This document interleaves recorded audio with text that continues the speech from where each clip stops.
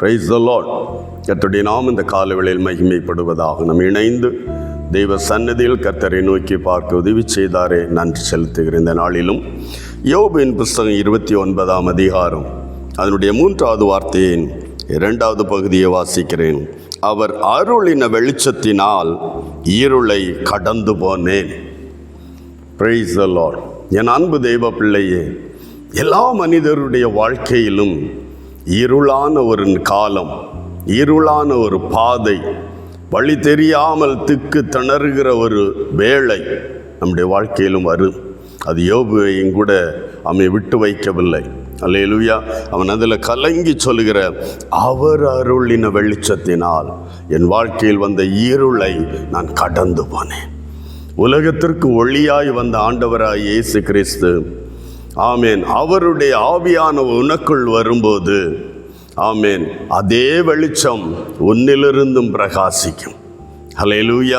தேவா, ஆமேன், இந்த வெளிச்சம் கர்த்தர் நமக்கு, உலகத்திற்கே வெளிச்சமான கர்த்தர் நமக்குள் வரும்போது நம்முடைய பாதைகள், ஆமேன், தெய்வ வசனத்தை காத்து கொண்டு நடக்கிற எல்லா தெய்வ பிள்ளைகளின் வாழ்க்கையிலும் தங்களுடைய பாதைகள் வெளிச்சமாய், ஆமேன், பிரகாசிக்கிற ஒரு வெளிச்சமாய் மாற்றப்படுவதை வேதம் நமக்கு சுட்டி காட்டுகிறது. அல்லேலூயா. கர்த்தர் நமக்கு ஒரு வெளிச்சத்தை தந்திருக்கிறார்.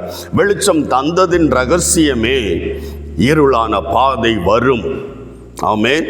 எல்லாம் வெளிச்சமாக இருந்தால் அவனுக்கு உன் கையில் அந்த வெளிச்சத்தை தர வேண்டிய அவசியம். இந்த கால வேளையில் கர்த்தர் அந்த வெளிச்சத்தை, வேத வசனமாகிய தீபத்தை அவன் கையில் தந்திருக்கிறார். அந்த வார்த்தையை பற்றி கொண்டு நாமே அந்த ரட்சிப்பின் சந்தோஷத்தை பிடித்து கொண்டு, பரிசுத்த தேவன் உன்னோடு இருக்கிற அந்த வெளிச்சத்தை பற்றி கொண்ட ஒரு தெய்வ பிள்ளையாய், எப்பேற்பட்ட இருள் வந்தாலும், மரண இருளின் பள்ளத்தாக்கில் நடந்தாலும் நான் பயப்படேன் என்று சொல்லத்தக்கதாய் அந்த பலன் எங்கே இருந்து வந்தது?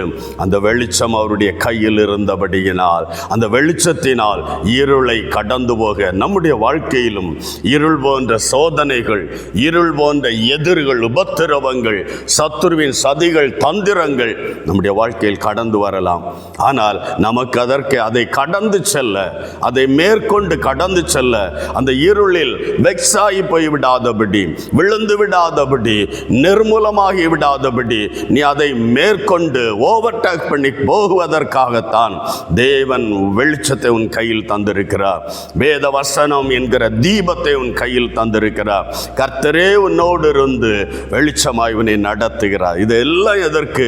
நம்முடைய வாழ்க்கையிலும் இருள் போன்ற சோதனைகள், எதிர்கள் கடந்து வரலாம், அதையும் கடந்து செல்ல, ஆமேன், அந்த நாட்களில் யோபுக்கு அந்த கிருபையை கொடுத்தார், கண்டு கொண்டான். ஆமேன். ஏன் இந்த உபத்திரம் என்று அழாத, அதை கடந்து செல்ல பலனை, கிருபையை, வார்த்தையை, ஒளியை தேவன் நமக்கு தந்திருக்கிறார். அல்லேலூயா. அந்த வெளிச்சத்தால், அந்த கிருபையால், அந்த தேவ வசனமாகிய தீபத்தால் நாம் இந்த இருளை கடந்து போக முடியும். தேவ சமூகத்தில் ஜெபிக்கலாம் ஒரு நிமிடம். அன்பு தகப்பனே, இயேசுவின் நாமத்தில் இந்த காலை வேளையில் என்னோடு இணைந்து ஜெபிக்கிற எல்லா தேவ பிள்ளைகளையும் கரங்களில் ஒப்பு கொடுத்து ஜெபிக்கிறோப்பா.